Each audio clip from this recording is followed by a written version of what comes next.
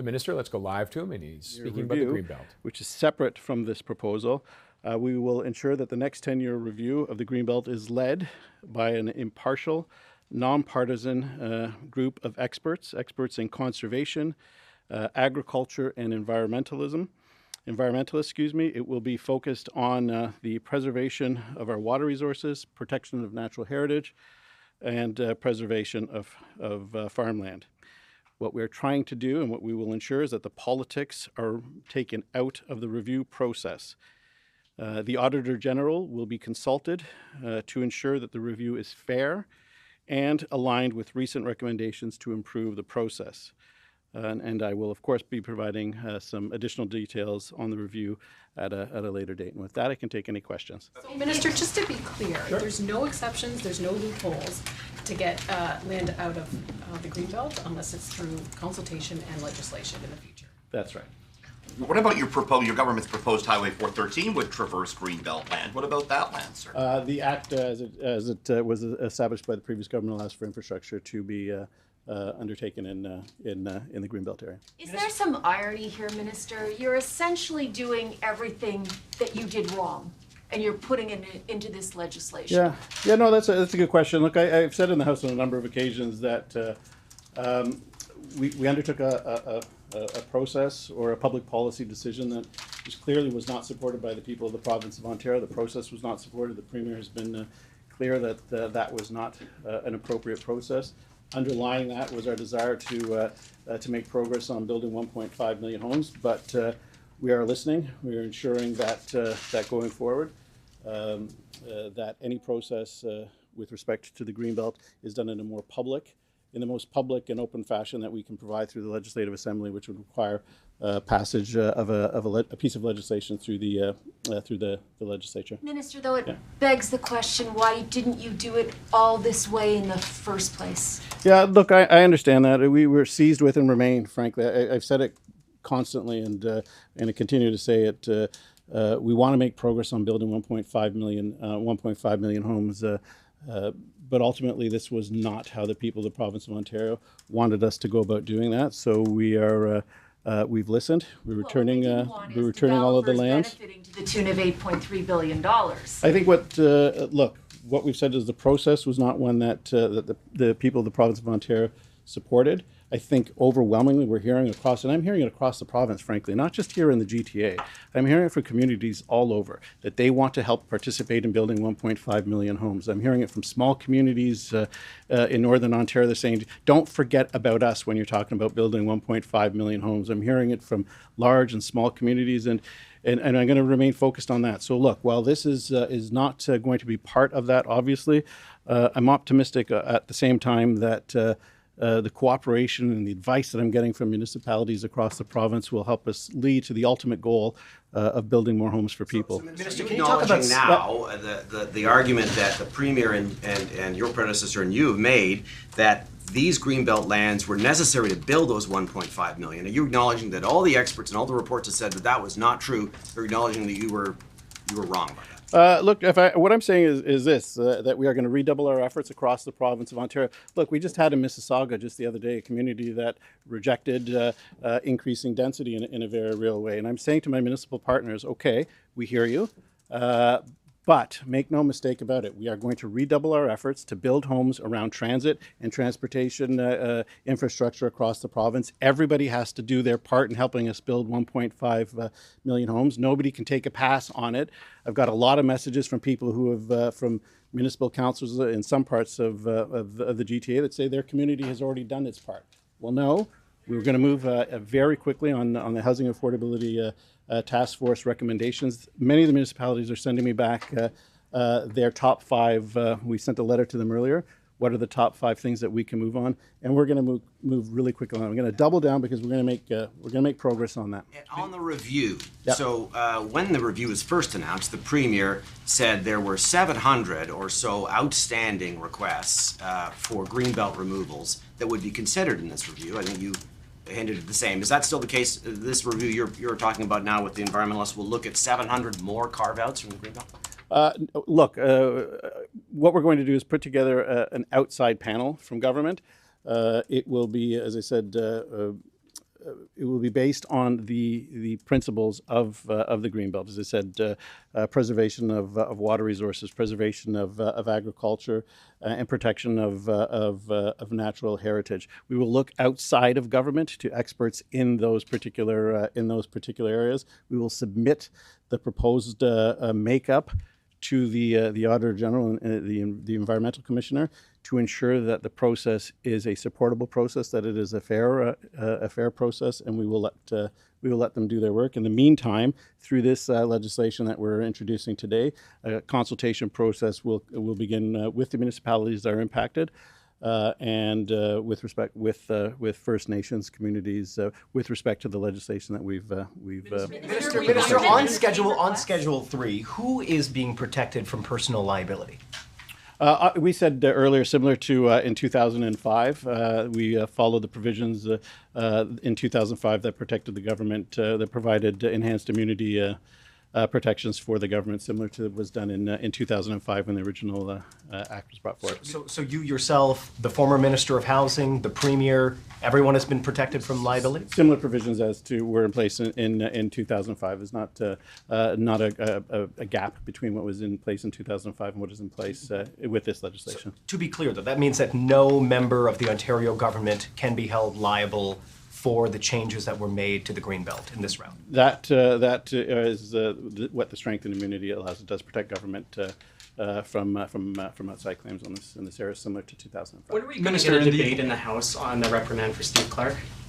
We tabled the motion, asked for unanimous consent to do that, and the opposition That turned it down. motion was for no debate. Why are you afraid of having a debate about a reprimand for Steve Clark? Well, the motion was to accept the recommendations of the Integrity Commissioner Wholesale. So And it was will turned down. there be a reprimand for Steve Clark?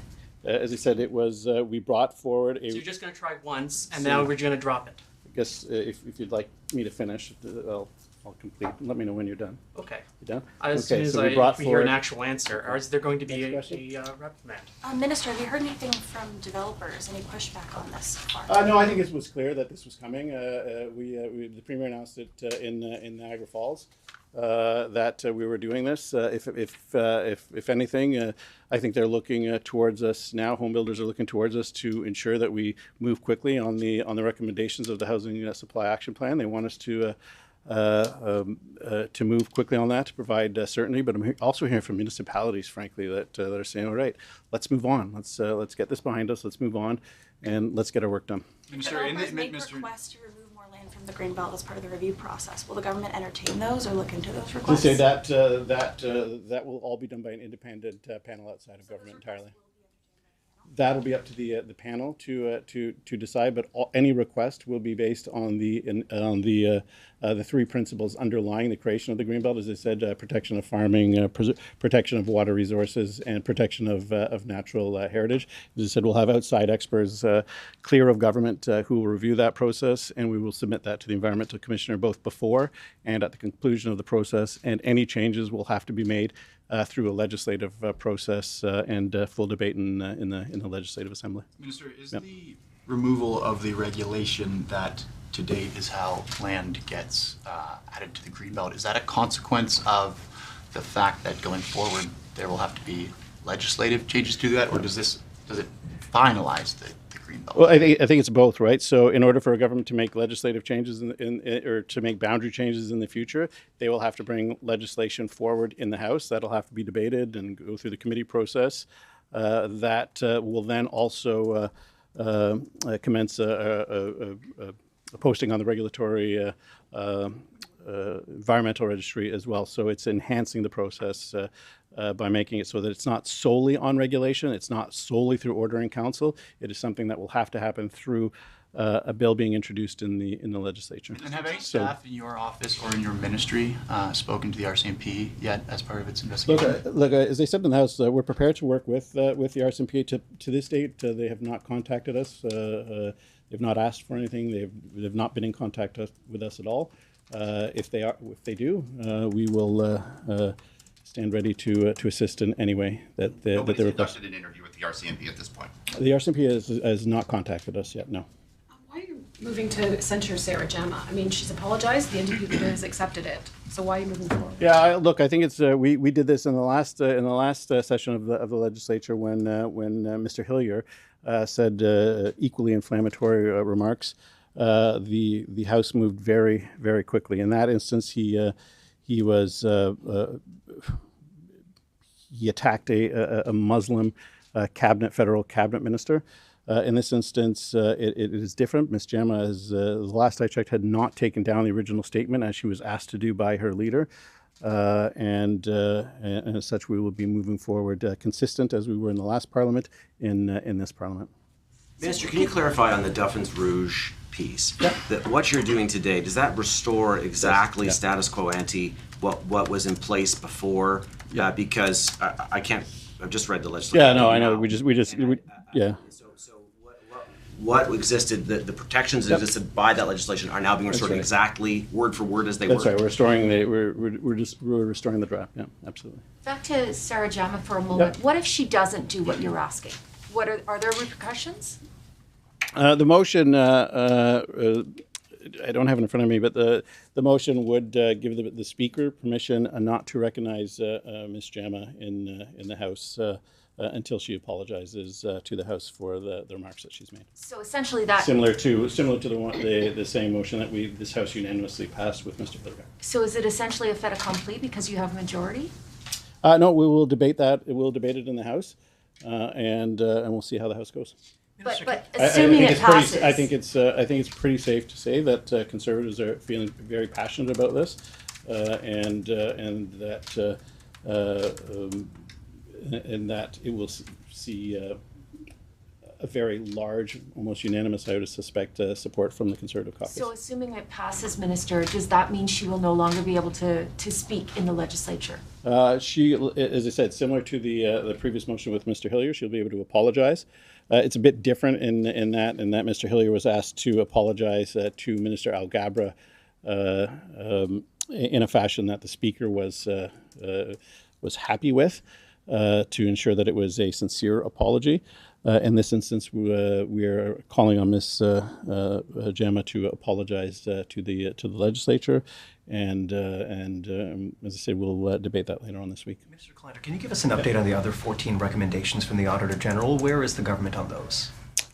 We are all for this. This will complete once this bill is passed. And to be clear as well, sorry, I'm not sure if I said that. The bill it is being posted to the ERO, so the bill will sit on the order paper for at least 30 days while the consultations are undertaken with through the environmental registry. But this once this bill is concluded, we will have undertaken a full all of the recommendations of the auditor. But ultimately, look, let me just say this, Colin, it's, we were, as was in the Integrity Commissioner's report, we were focused on building homes, right? And, but this wasn't the way to do it. But it is not going to distract us from what the ultimate goal is building homes. We're doubling down with our efforts with our municipal partners, and I think that ultimately we can make significant progress towards meeting the goals. It hasn't been very long since the Auditor General's report. How can you guarantee that some of the things like ensuring no personal email addresses are being used for government communication? How can you make sure that that is being completely adhered to? What evidence does your government have to offer to make sure that that actually has been adhered to? Look, we've said that we would undertake all 15 recommendations. As you know, this is the last step in that, and we will ensure that all 15 recommendations of the Auditor General are implemented, and then going a bit further, ensuring that in the future, when it comes to Greenbelt, any changes to the Greenbelt, that it is put in legislation as opposed to regulation. How are voters sort of to track the government's success on this to make sure that every word, every recommendation has been implemented in full? I mean, to date, other than you guys saying that you're implementing the 14 out of the 15 recommendations and now the 15th, we haven't really seen much concrete evidence. So how are voters to know and to be able to verify for themselves that you're undertaking? Look, ultimately, there is still more work to be done. We are moving on all 15 of the recommendations. I think this is the one that we've been seized with over the last little bit. I think this is the biggest I don't want to say that. That's a bad choice of words. This is one of the, for many people, one of the most important steps on that process, bringing this legislation forward. So we will continue to be we'll continue to be open on this process, because look, ultimately what I keep hearing, I hear it all the time, even in my own writing, is like, don't be distracted. You made a mistake. Yes, we made a mistake, but don't be distracted from what you got to get done. Whether that's housing, whether it's long-term care, focus on that, but do it in a way that brings people with you. And I think we hear that message loud and clear. Do you think your legislation will appease voters?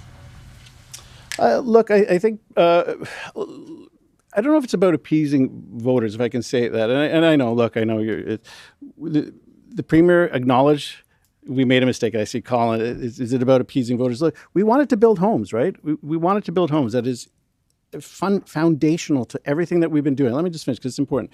It's foundational to everything we've been doing since 2018, right? Will it appease voters? I think what will ultimately appease or please voters is if we make progress on building 1.5 million homes. If in 2026 they look back and say that they're in better shape than they were before we took office, then I think that's how voters, I hope, will judge whether the government has lived up to their expectations or not. But Minister, you refer to this as a mistake. It was one heck of a mistake that has led to a potential windfall, a criminal investigation, a process that was more than flawed. It was a brutal process. Like, that's not just a mistake. Look, ultimately, as I said, it was a mistaken process. We're fixing that process. This legislation goes beyond fixing just one process. It codifies in law the boundaries of the Greenbelt. So even you can do it again? So that any government that wants to bring forward changes to the Greenbelt in the future is going to have to do it through legislation. But ultimately, at the same time, it was important that we move forward. It was important that we do this so that we can continue to focus on the priorities of the people of the province of Ontario. And look, I won't be straight. When I was long-term care minister, I said I'll remove obstacles, and we'll remove obstacles to building long-term care. And now we have over 18,000 long-term care beds being built across the province of Ontario in a very short time period. And the same has to go with housing. Like, we're seeing enormous economic activity in different parts of the province, and it has to. And housing has to accompany this, whether it's what we're seeing in St. Thomas and some of the parts of Northern Ontario, whether it's the influx of immigration to help us meet some of these goals that we have on the economy. We got to get this done. This takes that out of the way. It puts a process in that I think is highly defensible, and that will be an open process, but at the same time allows us to begin once again to continue focusing on the priorities. Can we go back to Sure, yeah. the former Minister Clark? So you guys wanted a reprimand with no debate. The NDP wanted debate. So what happens? It just stays frozen in time forever? Or? It stays there until it's called back again. We were very clear that we accepted the recommendations of the Integrity Commissioner. I didn't think it would be a big surprise that we were going to accept those recommendations, and it was turned down. So it remains on the order paper, and it can be called at a later date. Will he be back in question period? I don't think he's been in question period since. The passage of the bill, as I said earlier, it will sit on the order paper for at least 30 days because of the requirement through the ERO, Environmental Registry, and then we will move to passage at that point. Sorry. Just to ask Cynthia's question in a slightly different way, are Sure. you hoping that this legislation closes the Greenbelt chapter for your government? I'd be lying to you if I said no, but I do. What it is a reflection of the fact that we made a mistake. I'm acknowledging that mistake. It was a process that could not be supported. It was a process that took us off of what we have been trying to do for the last number of years, which is make it easier to build homes for people, make it more affordable. We're moving in the direction of refocusing and getting back on track to what we have been fighting for since 2018, and I'm hoping that that through the passage of this we can do that, while at the same time understanding just how important the Greenbelt is to many people across the province of Ontario. and ensuring that in any future changes to the Greenbelt is done in an open process, one that is supported by experts in the field and not one that is done by government unilaterally. I hear the bells, so I think I've got to go. So thank you very much, everybody. I appreciate your time.